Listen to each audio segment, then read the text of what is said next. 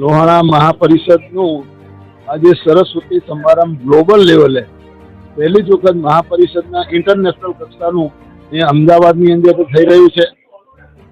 એક લોહાણા મહાપરિષદના પૂર્વ પ્રમુખ તરીકે અને ટ્રસ્ટી તરીકે આ આવનાર ભવિષ્યને અને યુવાનોને યુવતીને એક્સપોઝર મળે અને એમની આગળ પ્રગતિ થાય એના માટે કરી અને આજે સરસ્વતી સન્માન સમારંભનો જે પ્રોગ્રામ રાખ્યો છે, મહાપરિષદના પ્રમુખ એવા સતીશભાઈ બહુ દીર્ઘ દ્રષ્ટિવાળા છે, દીર્ઘ વિઝનવાળા છે.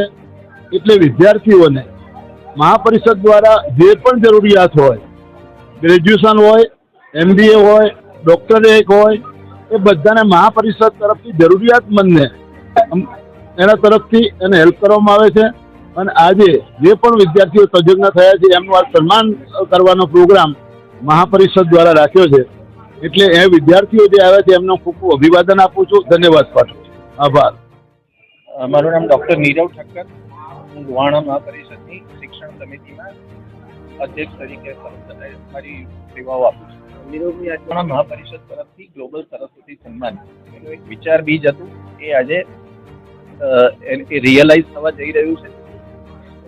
મૂળ વાત એવી હતી કે યુથ છે, જે યુવાનો છે, એ યુવાનોને કેવી રીતે જોડવા, કેવી રીતે એમને સામેલ કરવા, કેવી રીતે જ્ઞાતિ જોડે એમનું સંગઠન કરવું, આ એક વિચાર બીજને લઈને અમે આ કાર્યક્રમ શરૂ કર્યો છે. અને બહુ જ બહોળો ઉત્સાહ જોવા મળ્યો છે.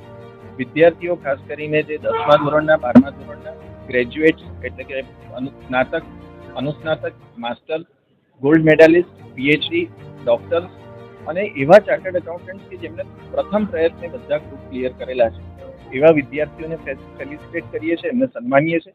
સાથે સાથે લોહાણા જ્ઞાતિ દ્વારા સંચાલિત જે ઇન્સ્ટિટ્યૂટ્સ હોય એમાંનું કોઈ જે શ્રેષ્ઠ ઇન્સ્ટિટ્યૂટ હોય એનું પણ સન્માન કરી રહ્યા છે. એટલું જ નહીં, જે ટીચિંગ પ્રોફેશનલ જે લોહાણા જ્ઞાતિના કોઈ શિક્ષણમાં વ્યવસાયિક તરીકે ફરજ બજાવતા હોય, એમાં જ એમની શ્રેષ્ઠ કામગીરી હોય એવા શિક્ષકોને પણ સન્માની રહ્યા છે.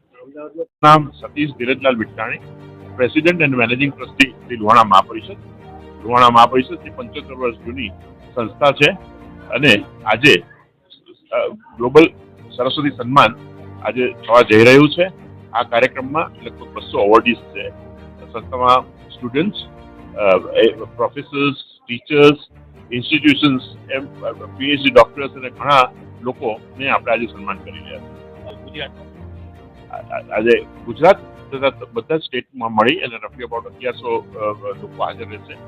ખાસ કરીને ગુજરાતમાંથી બહોળી સંખ્યાની અંદર લોકો હાજર છે, ગુજરાત અને સૌરાષ્ટ્ર અને કચ્છમાંથી. અને ટોટલ 1100ની સંખ્યા અને મોટા અને આ રીતે કાર્યક્રમ આગળ વધવા જઈ રહ્યો છે.